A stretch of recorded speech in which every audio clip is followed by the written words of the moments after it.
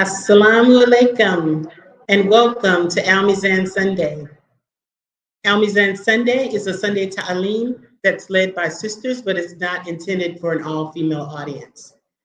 We're streaming from Masjid Muhammad live at the conclusion of our fourth Quranic Symposium. It has been a weekend filled with dynamic speakers and presentations from sisters with vast array of knowledge and Quranic insight. Today, our speaker is Halimah DeOliveira. She is one of our award-winning authors, CEO, and brand strategist. Empowerment coach, Halimah is a four-time award-winning author, brand strategist, and CEO of BU and HG LLC. With 25 years experience in sales, marketing, finance, she empowers women of faith to build impactful, value-driven businesses through transformative strategies. She's the founder of Bossy Jabby Society and creator of Not Without My Hijab. Halimah champions confidence, identity, and authenticity. Her book, Power Her, and events like Empower Her, Con, focuses on business development, halal investing, and ethical wealth creation. Follow her journey at BUNHD for insights of faith, financial empowerment, and business growth. I give to you, Sister Halimah. Jazakallah khair. Assalamu alaikum wa rahmatullahi wa barakatuhu. How's everybody doing? Yes, I heard the turn up was real yesterday. MashaAllah. So alhamdulillah, I'm so happy to be here, and like I said yesterday, I'm so happy that this is the topic and that we are focusing on the Quran specifically and the Sunnah. I think that sometimes for me, being from the business background, that's not always the focus. So Jazakallah khair for having me. I am so honored to be here and to have the correlation between business and Quran. So inshallah, my focus today will be on how various forms of risk, so provision, knowledge, and wealth in particular, can shape our community's economic empowerment. So benefiting us in both this life and the hereafter. And I kind of changed up the topic a little bit based on the focus of today and just how we lead. And so I kind of incorporated the topic of economics and just the topic that we talked about yesterday and just fused the two together.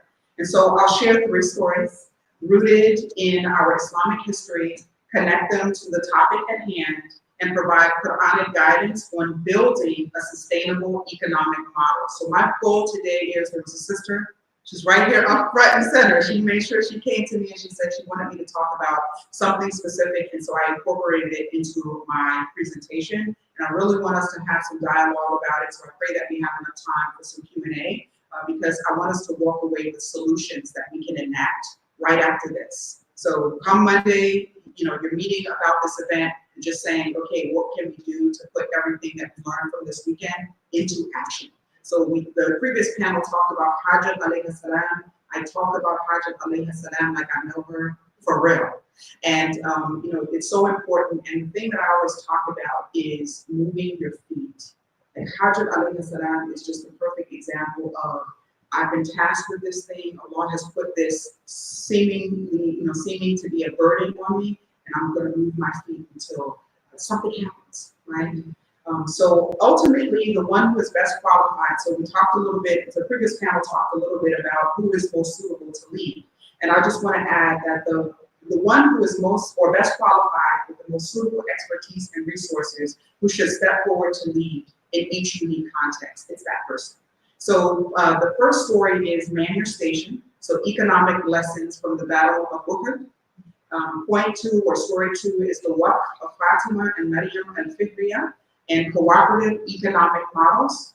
And then story number 3 is about Musayba radiallahu anha, the strangers and the path forward, inshallah. So Man Your Station. This particular topic came from when I went to Umrah. and was just thinking about the Battle of Uhud. You know how they take you on those tours, and you go to the battle, you go to the mountain of Uhud. And I was just thinking about what is the lesson that I'm going to take from this? And so I took economic lessons from the Battle of Uhud. So the story goes like this. During the Battle of Uhud, the Prophet ﷺ placed archers on a hill. Does anybody know the story? Stop me if you've heard this. Instructing them to hold their position to protect the Muslim army's rear, so their back. So regardless of the battle's outcome. So we talk about, with this manning our stations, we talk about not leaving our post, even though we don't see anything happening, right? So we think about right now with Palestine, with the Congo, where we're fighting this good fight, we're speaking up, but we don't see anything happening. It doesn't mean that we should stop. It doesn't even mean that we should change the tactic that we're using. It means that we need to man our station. And so with this particular battle, the battle favored the Muslims initially. But when the archers left their post to seek the spoils, the tide turned, resulting in a devastating loss. So we think that there were people in different positions for this particular battle. One group moved, and it cost them the entire battle. So just put that into context when we're thinking about our role in our community, our role in our families, our role in the community, and our role in the overall society. Each person's role or station must be guarded to support the whole. So in our economic lives, manning our stations means fulfilling our individual financial responsibilities with commitment and integrity. For Muslim entrepreneurs and business owners, it is essential to operate with foresight, discipline, and accountability, understanding that our actions impact the community at large. When we adhere to principles like honesty and transparency, we strengthen the economy for all. So here's a little bit of the Qur'anic support to help us to understand this idea. And I heard this from an imam that was given on a Facebook talk, and I was like, I had never thought of this particular ayah or this particular surah in this context. And Allah says in Surah At-Tawbah, and the believers, men and women, are protecting friends one of another. They enjoin what is right and forbid what is wrong. And He joined this together with manning your station. So understanding what your responsibility is. So we have a responsibility to each other's welfare. So I talked about kifaya yesterday. So just that communal obligation. Stressing the importance of staying true to our roles in aspects, including economics, inshallah. And I think, sometimes you can think about financial literacy and economics as boring, but it plays a role. And if you think about the first society, it is what moved society forward. It is what moved Islam forward, was the economy and the money that was collectively collected, inshallah. Moving forward to the second story, it's the waqf, so the endowment of Fatima and Maryam al-Fiqhiyah and this cooperative economic models. So the story, Fatima and Maryam al-Fiqhiyah inherited wealth from their father. In a move of foresight and faith, dedicated this inheritance to building a waqf. You guys know about, it's the first university, so every university that you go to today is modeled after the first university, which was started by 2 Muslim women. Come on now, mashallah. Exactly. They established the University of Al-Qur'an in Fez, so it's in Morocco, one of the world's oldest universities, which has since been a source of knowledge and spiritual guidance. Their investment in the waqf left a legacy that continues to benefit communities centuries later, mashallah. So we think about that story earlier that the sisters were talking about, the Project Halimah. She was just doing. These women were just doing what they thought was right at the time, and just look at the sadaqah jariyah that is coming out of what they have done these hundreds of years before. So the concept of a waqf, aka an endowment, empowers us to create institutions or resources that provide continuous benefit known as sadaqah jariyah, so ongoing charity.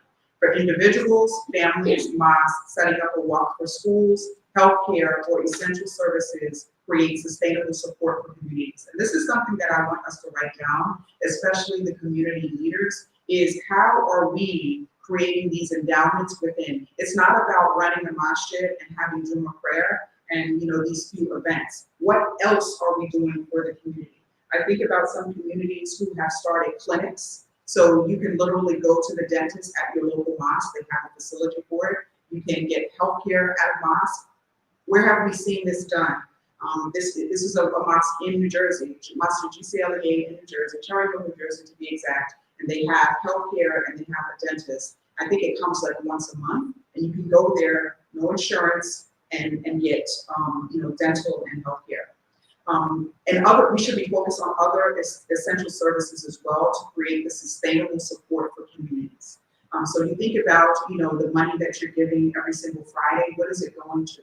Is it not only is it supporting the structure and the building of the masjid, but is it going towards the structure and the building of the masjid in the community, if that makes sense, right? The Al-Fiqhiyya sisters' visions show how pooling resources can establish lasting foundations that serve the ummah over generations, inshallah. So here's the Qur'anic support. Allah says, and whatever you spend of good, it will be fully repaid. I think sometimes we have this, I gotta pay this bill, or we have this, I'm holding on to this, or I'm saving this for a rainy day. And we forget that our risk, financial risk, comes from Allah subhanahu wa ta'ala. And have any of you ever had this inclination to give, been somewhere and you're inclined to give? Just give it. Whatever amount Allah tells you in that first instance, just give it. Even if it could put you close to the zero, give it. Allah will return it to you. It is a loan to Allah subhanahu wa ta'ala. And the way He gives back, He gives without holding back. Like we're holding back, we're going like this. Allah doesn't do that. So in that particular ayah that I just referenced is from Surah Baqarah, verse 272. This ayah emphasizes that charitable investments will always yield rewards, highlighting the blessings of Allah for sustainable community benefit. So the enduring impact, so again, this goes to the mosque or community pillars. I'm directly directing this at mosque and community pillars. The enduring impact of Waqf and mosque as community pillars. Mosques have historically been centers for not just worship, but for learning, charity, and support. Through the establishment of a Waqf, mosques can fund educational programs, provide resources for the needy, and foster a sense of community. Like the University of Al-Qur'an, mosques with Waqf endowments offer ongoing benefits to Muslims around the world. And so thinking about that, don't just think about your current community. Don't be a local yokel. So don't just think about what you do local, think global.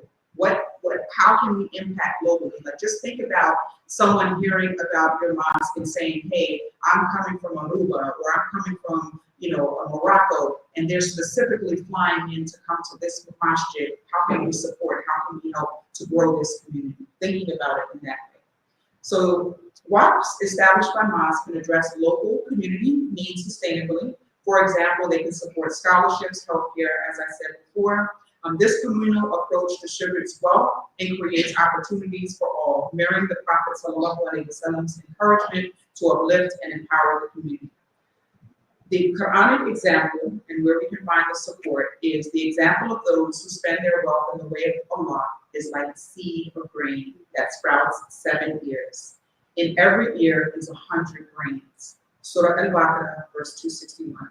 This ayah emphasizes the exponential blessings of giving, underscoring the potential impact of waqfs when established with sincerity and purpose.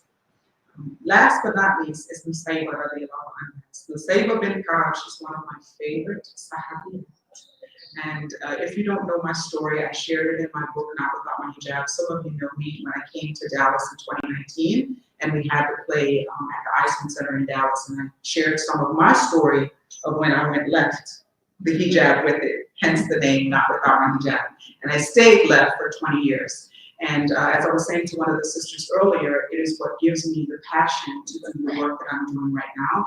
And I'm so thankful to Allah subhanahu wa ta'ala to even fathom and think this speck of an ant that is I was worthy of coming back to Islam. So I'm so grateful. And Nusayba was one of those women that helped me to come back. If Nusayba radiallahu anha could protect the Prophet from every direction, yielding her sword, and worry about her hijab, worry about covering her aura. Who am I not to cover a hijab walking down the streets of Brooklyn? Come on. So that is why she is my favorite. She keeps me alive in all senses of the word. So known for her bravery in battle, she was an early Muslim who sacrificed deeply for the community. During the Battle of Uhud, she defended the Prophet ﷺ, as I said, from every side. And he said it. He's like, I looked to my right, there she was. I looked to my left, there she was. In front of me, behind me, there she was. So she defended the Prophet ﷺ fearlessly, embodying strength and solidarity. Her life is a powerful example of how dedicated individuals serve and protect their communities, even at a personal cost. So the following example from Nusayba radiallahu anha's life is she was selfless in service. We are reminded that supporting each other economically, even whether within families, businesses, or mosques, strengthen our community's resilience. So in today's interconnected world, we must foster cooperation and unity, prioritizing support for each other over individual gains, creating cooperative economic models such as community funds.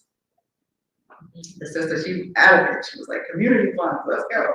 Ethical investment groups and mutual aid mirrors the solidarity shown by early Muslims and fulfills our obligations to care for one another. The Qur'anic support.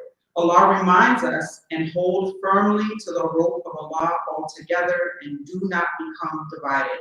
And that is in Surah Al-Imran, verse 103. This verse calls us to unity, underlining that only through cooperation can we create strong and sustainable economic structures that benefit the Ummah as a whole. So each of these stories and lessons provides actionable, inspirational things that are rooted in our faith tradition. So by studying these examples set by early Muslims, we learn how our economic practices through family businesses, cooperative funds, waqf endowments, and community support can create a thriving and united ummah. And something that we talked about earlier today in the women's halaqah that we had, we were just talking about we were talking about the collective, we were talking about the economic structure within families. And I think that it's important that we understand that it's a duty. I think that we need to rethink the way that we think of wealth as a community. Like, yes, the poor may enter paradise before the rich, but why do they enter paradise before the rich? They enter paradise before the rich because the rich have more of a responsibility. They've been given, more sustenance, and they have, like we were saying, the poor have a right upon those that have.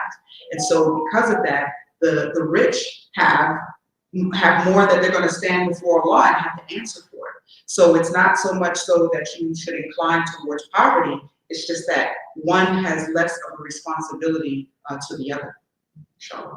So examples of how we can establish economic stability within the Muslim community. So I shared a few ways in my speech, and I'll just remind you of those. One was to establish waqfs, endowments, and I shared them in my book. I'm in tears. I am in tears for this opportunity because I wrote this book in 2022. It was released in 2023, and it prepared me for this moment right now. Subhanallah, in tears. And there are 8 types of waqfs. I'm just going to name them off briefly if you would like to write them down. So direct waqf is a building or mosque donated directly to the community.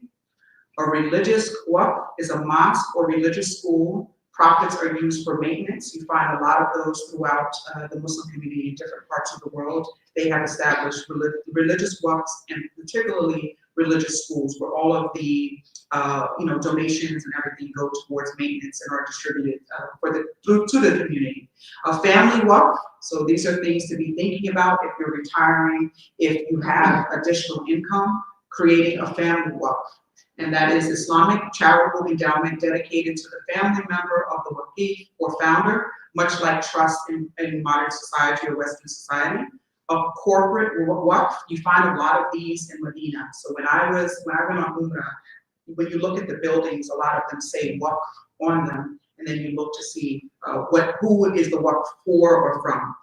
And then corporate share donations donated and managed by Islamic banks. A cash waqf, which is used to support the public by establishing waqf using money. And then physical wealth, which is real estate that's managed and profits from investments, etc., benefit the community, or properties may be used by the individuals. And the last one is an investment wealth, and investments are made by the waqif, and the proceeds are given to people experiencing poverty. And I think we need a lot of those within our community, inshallah.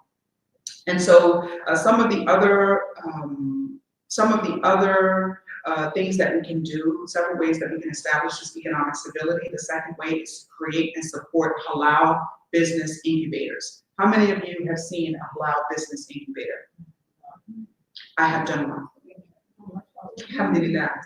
Like when I was researching this, I was like, well, we've done this already, mashallah. And so we did this in 2021. And basically, we gave $1,500. We ran a program for 9 weeks, so almost 3 months, and we gave a prize, $1,500 at the end. So all of the businesses that were a part of it benefited from it because they benefit from the information. But then this one business was able to walk away with $1,500 that they could use to grow their business. So inshallah, that is something that you'll see from me again. I want to make sure that I continue to do that, inshallah. So the third one is to establish cooperative economic models. So form cooperative funds where members pool resources to support each other's business ventures, reducing reliance on conventional loans. So the sister that came to me yesterday, how many of you remember a susu? Do you remember that growing up? I was in one, right? I remember my parents. So my parents participated in a susu. That's how we went to Medina, was through a susu. So it was a group of people that came together. You contributed $1,000 a month, and then depending on where your name fell, they collected the money and then it was distributed to that family. So imagine us being able to collectively, through this weekend, would we say about 300 people have come through this weekend? About 200, 300 people? Imagine 200, 300 people coming together and giving $1,000 a month. And us being able to collect from that. What would we be able to do? Will we be able to make Hajj, Umrah? Will we be able to start a business? Like, we have to start thinking this way, start thinking collectively. We are not an island, and we need each other, inshallah. The fifth one is develop microfinance and interest-free loan programs. So I talked yesterday about ACC, which is a continuous charity that provide interest-free loans for college students, whether you're a returning student or you're an incoming student. It's a great way for us to adhere to our Islamic values without overstepping the boundaries of usury, like we talked about yesterday, and also be able to pursue higher education, inshallah, without that worry that we're not doing the right thing by Allah subhanahu wa ta'ala, based on what Allah subhanahu wa ta'ala has told us to do. So organizing community-owned businesses, so creating environments where businesses are able to come together and they're able to show their products and services, and people are able to invest in them. And then the other thing is building ethical marketplaces. I'm not going to go into all of these because they're very in-depth, but building ethical marketplaces, encouraging social entrepreneurship. I will go into this one a little bit. So I work with mostly social entrepreneurs, meaning that they are looking to change the trajectory of something within society. So Girls Gone Hajj is one of the organizations that I work with. They want to encourage more women, more Muslim women to make Hajj, right?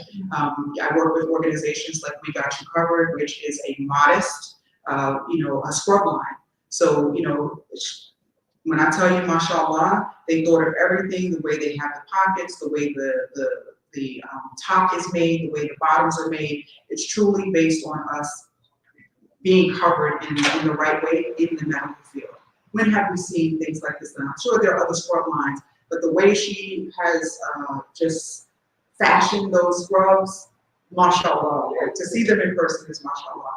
But organizations like this that are truly focused on the Qur'an and bringing things back to the Qur'an. Our legacy is directly back to the Qur'an. 2431, right? So ayat 2431 for us, for the brothers 2430. Then creating Islamic financial literacy programs. We don't have enough of this. We don't have enough financial literacy programs. Like, I think about, we just did an event with a man. It was in Delaware. And we were talking about just understanding riba. We were talking about understanding credit and how to use credit to get what you need without falling into usury. When I tell you we spent almost an hour trying to explain that concept to the room, that's what I'm here for, and I want to be able to help people. But the fact that we are at this space, it is 2024, and we don't understand this concept, this is why we are where we're at. Like this is almost like financial literacy 101, and it's not a concept that we understand. And so, in this morning's holocaust, we were talking about Islam, and we were just talking about how things are happening in the community, and these things are happening in the community because we don't know our Islam. And so, also with financial literacy, if you know your Islam, to know Islam is also to know economic development, business development, personal development. It's in our need. All of these things are in our need. You can look anywhere in the Qur'an and you can find evidence to support what I'm saying, right? And then launch mentorship. We talked about that in this morning's holocaust as well. So launch mentorship and networking programs. I cannot tell you how many sisters I have met today that have met between Friday and today who are doing amazing things. I've never heard of them. And but they're doing amazing things, and more people need to know about it. I have a podcast. It's called the Bossy Entrepreneur Podcast, and I invite women as guests, and we just talk about how their path through entrepreneurship, and then what do they want to leave? What do they want people to take away from, or what lessons they want people to take away from what they share on the podcast. And one of the things we do is what Al-Qur'an inspired you. So all of these things are so important. There are so many other things that we can take a look at, form career and employment support networks. Like think about being able to come to a job fair at the mosque. Let's go. Let's go. That's what the mosque is for. All of our needs should be met at the mosque. All of them. We come to the mosque to get married. Why can't we come to the mosque to learn about money? Why can't we come to the mosque for a job fair? Right? These are things that we should be thinking about when we're thinking about the programming, when we're thinking about the money that we're putting into the mosque, inshallah. Encourage family-owned businesses. I talk about that in Power as well, is operating the family structure as a business structure. And really thinking about, okay, where we invest here, what is the outcome going to be? We should be investing in our community like that as well. So if there is a sister that has an idea, all of us should be coming together and supporting that sister until that idea comes to fruition. And then the next sister comes along and we do the same thing. And the next sister comes along until we have created all of these programs that positively will benefit our community. And then support Muslim-owned crowdfunding. And Dee Dee talked about this yesterday. She talked about LaunchGood. If you haven't used the LaunchGood platform, I encourage you to do it. And we have Ramadan is fast approaching. It's the perfect opportunity if you have an organization. I met so many organizations yesterday that are raising money. You should have your campaign on LaunchGood. Start getting it ready now and launch it on LaunchGood. It's a global platform. So someone in Japan could be supporting your campaign here in Houston. Someone that's in Houston could be supporting a campaign in Dallas or in New Jersey. So it's coming together as a collective. Get those campaigns started and put them up on LaunchGood. A lot of times what holds us back, I hear this all the time, they have fees on there. But it's money that you don't have. It doesn't matter that there's a $3 fee on the transaction. Go on. We gotta think high level. We gotta think high level, inshallah. Don't worry about those $3 fees. Okay? Worry about this is money that is being, poured into your community, and now you'll be able to use it for the things that you want to use it for, inshallah. Collaborate on regional and global trade initiatives. I feel like we touched on this yesterday, but we didn't necessarily drive it home. So form trade partnerships with other Muslim communities globally, allowing for import and export of goods that benefit both communities. Encourage Muslim businesses to engage in trade that adheres to ethical principles and strengthens international economic ties within the Ummah.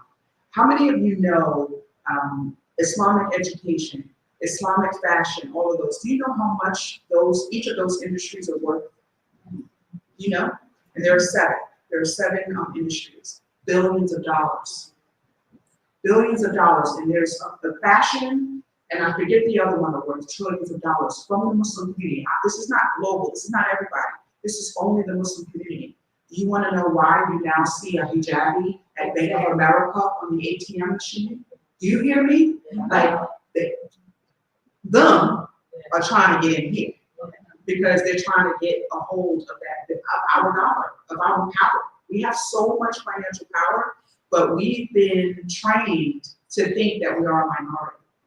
We're not a minority. I believe it's in 2030, 2050, we will be the #1 religion. We got to act like it right now. We got to act like that. That's where we're getting there. So instead of the quantity, so are we going to have the quality of the quantity? Or is it going to be that we have the number, but we don't have the quality? And we're wishy-washy, and we're shaking hands with people that we shouldn't necessarily be shaking hands with. Just saying.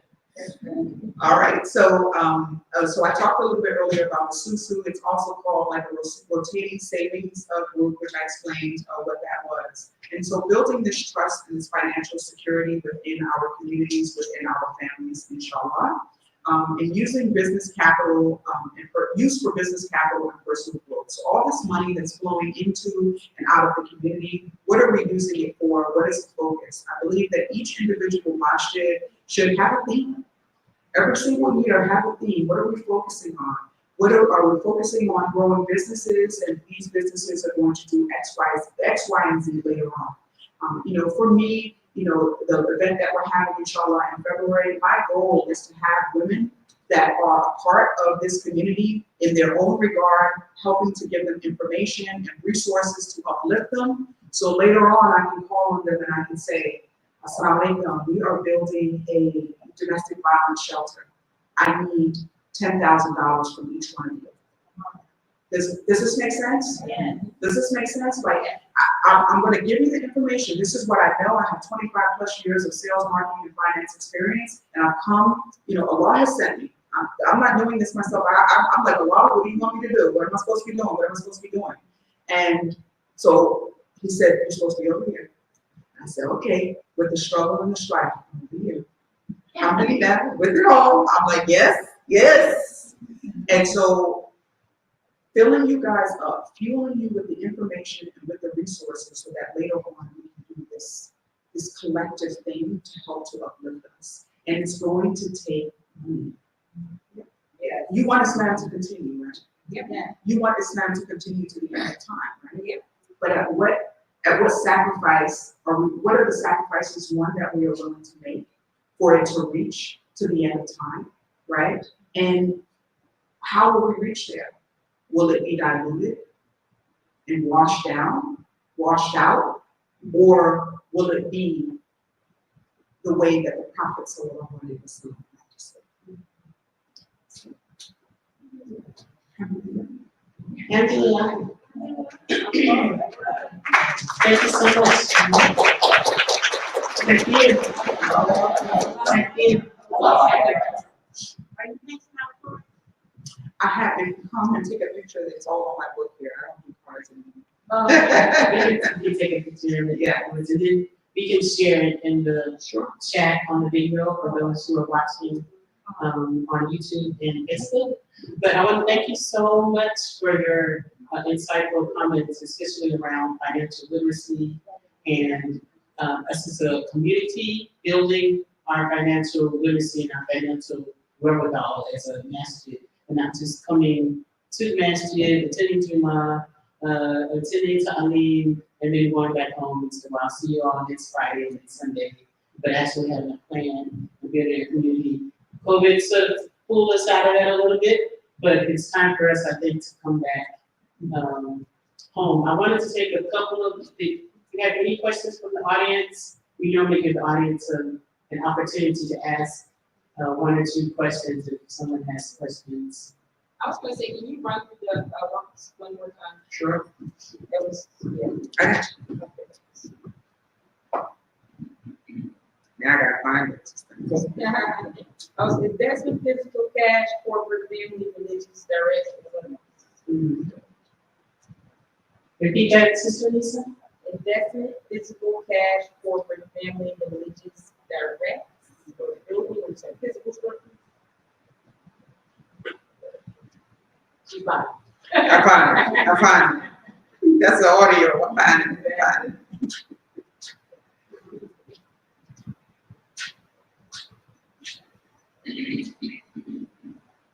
While she's finding that, we do have some viewers online. We're just simply greeting, Alhamdulillah, Assalamu alaikum. Education is the key to success. That's from Sister Claire Muhammad. Mashallah.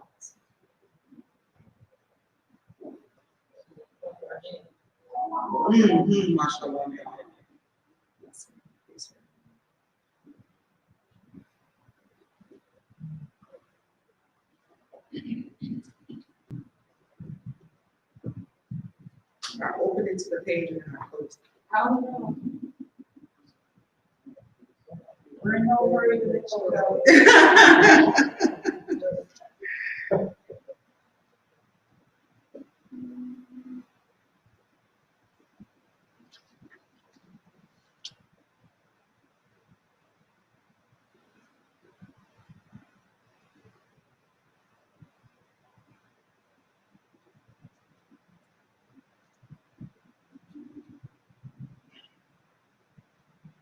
I'm gonna look for it.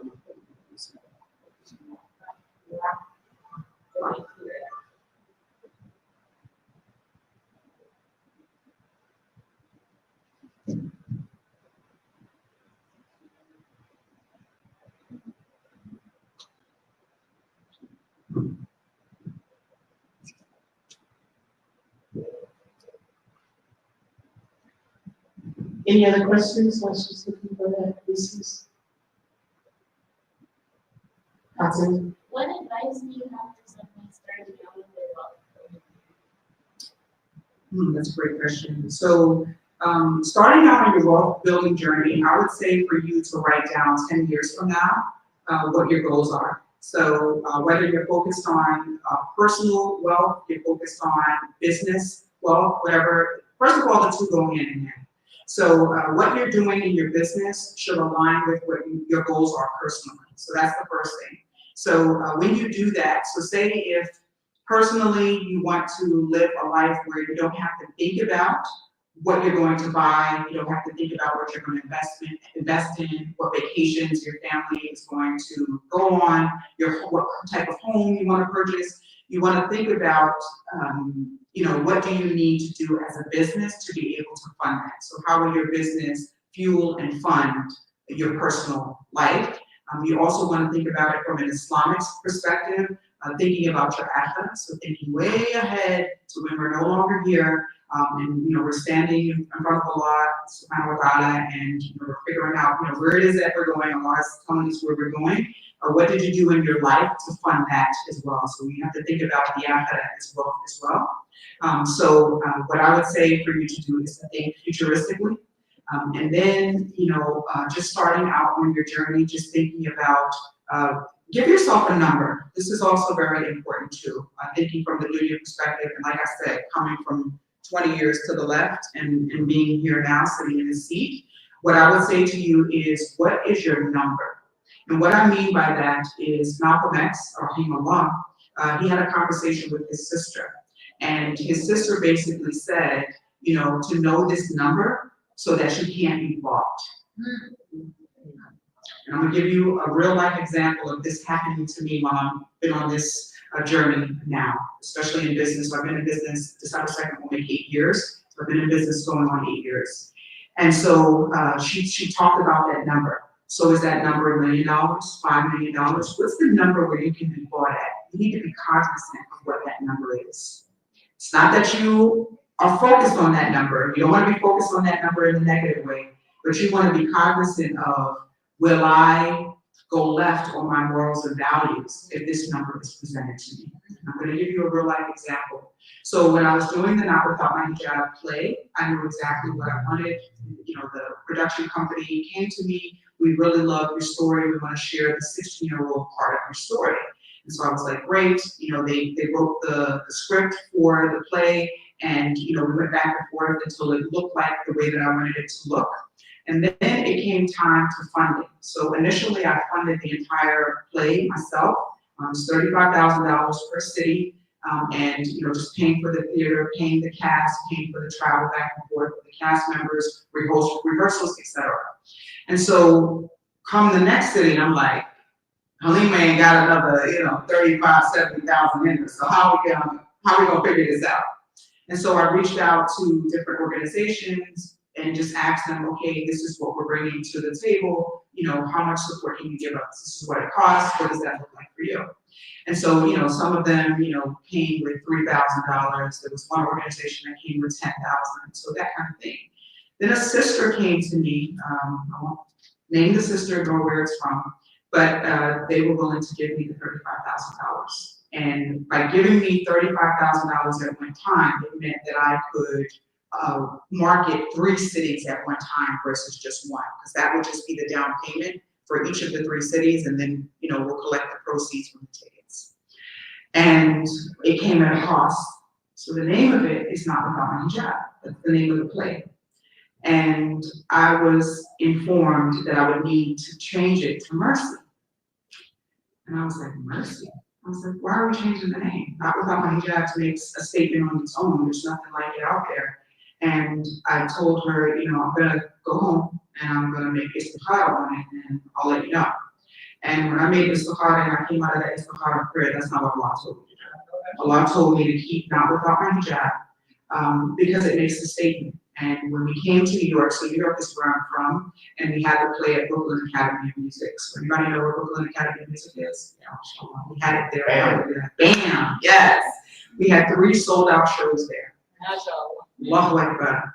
And so almost 1,000 people. Just imagine, this is a Muslim play. There's nothing about this that is anything but Muslim. So that's why Mercy, like, what are we talking about? But anyway, so we're there, and schools came, universities with their professors came and sat in the audience. And this is different from like a musical that you see on Broadway. It wasn't a musical at all. There was no music even played in the interim. I really wanted it to be the focus on the play. I didn't want anyone to be excluded because we were playing music. So I made it, don't even play it in the intermission. Like, let's just focus on the role. And the conversation, it's a talk back. So not like a regular play, it's a talk back, meaning that the audience, after the show was over, could ask us questions. They came up to a mic and they could ask us questions. They could have emotional outbursts and tell us, hey, we love this or we hated it. Whatever they said, we just took it. And the benefit from that was that people were able to see themselves. So the Muslims, Muslim girls, Muslim women were able to see themselves on stage, some of the struggle, some of the strife of wearing hijab. But then there were also these universities of non-Muslim students that saw the humanity of Muslims. That was not my intention. Again, this is directly from Allah subhanahu wa ta'ala. I take no anything from this. But the beauty is that it humanized us as Muslims. Had I taken that $35,000, it wouldn't have just been the title that would have been changed. The script would have been changed. The overall message would have been changed. And before you knew it, it would have been far removed from what the initial goal of this was, which was to change the trajectory of how society thought about Muslims. That was really what I aimed to do, and also to give our Muslim women and girls confidence in hijab. And thirdly, to the brothers, to understand that there's a responsibility that you have to how women feel in hijab, by the way that you engage and treat her when she's wearing hijab. Pick her up. Okay, honey, look at that hijab. MashaAllah, MashaAllah, MashaAllah. That helps us. That helps us to stay in hijab, because we have an entire society, almost 6 billion, 5 billion, 6 billion people just telling us the opposite of what to do. So I say all that to say, know your number. And for me, I don't care how much they offered me based on that istikhara that I made, it was always going to be Not Without My Hijab. And inshallah, when we bring the play back, Ameen, it will be called Not Without My Hijab, inshallah. And we'll have some sponsors that now get it. So I pray that that answers your question. And I was looking for walks, right? Any other questions? Yes. For me, can you help me understand how to accept the word hijab when it's a kimon? And I just struggle with saying hijab, so Cool. help me.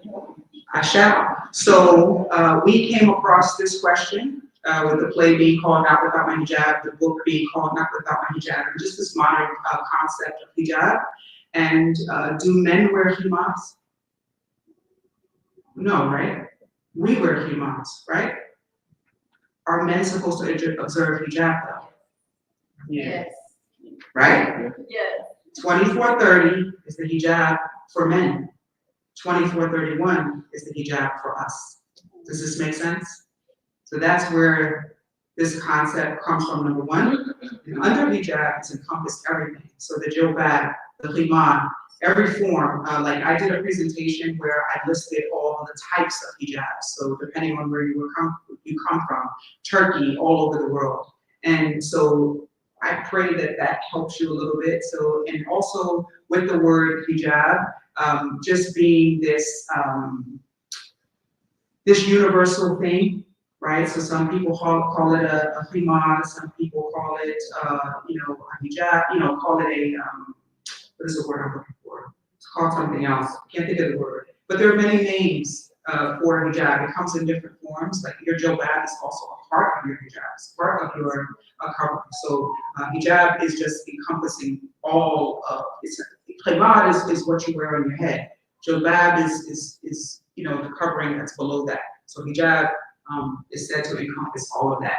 Also, it brings together those of the Jewish faith as well, those of the Christian faith. They also observe hijab as well.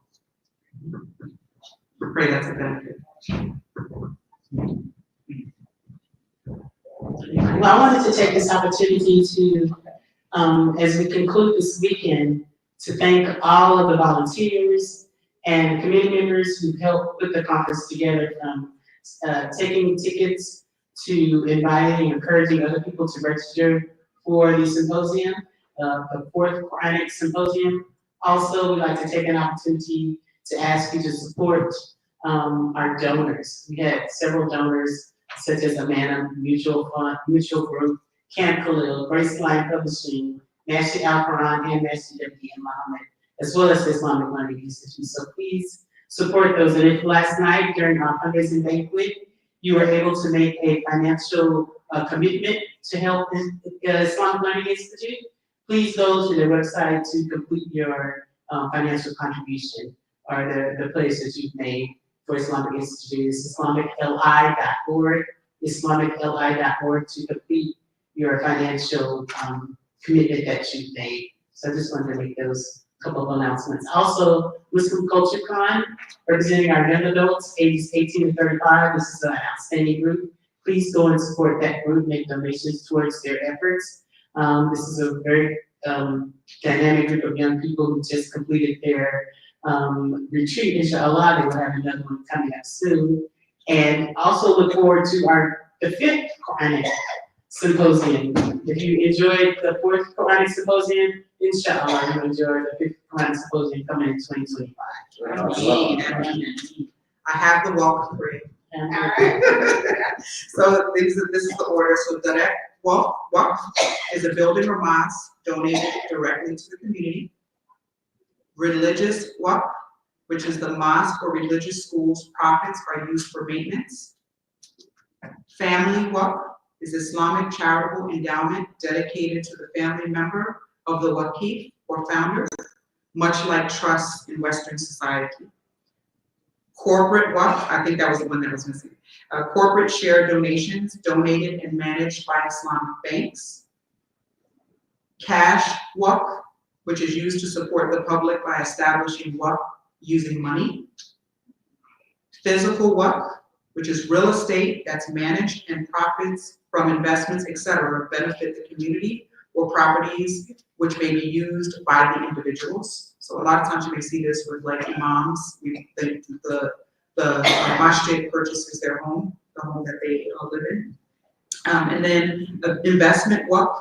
Investments are made by the waqif, and the proceeds are given to people experiencing poverty. Okay, so it was 70. That's 70. Yes. Oh, the other one, I got you. Waqf Qaidi. That's a philanthropic waqf. There it Is the eighth one. So that can also include, and that's what I talked about a little bit earlier in my presentation, that type of waqf is for healthcare, elderly care, environmental protection, and microfinance. And its main goal is to alleviate poverty and provide access. What page? Ooh, girl, 255. You saw me do it again. Because you have the book, right? It's on 255. Sister Halimah, could you just hold up your book? Sure. So we can show the audience and Yes. flip the screen. Sure. Okay, over here. All right. This one is $35. This one, if you want me to autograph it for you, just go to www.halimahdeoliveira.com, or you can see me after. I'm taking them here. There's no charge for shipping, and I will ship it out to you. They just didn't get here in time, inshallah. I should get them on Tuesday, and I'll ship them out, inshallah. Sure. We're going to close with dua, and then we'll conclude the Taleem service. You can read the Qur'an. You can read just a fact.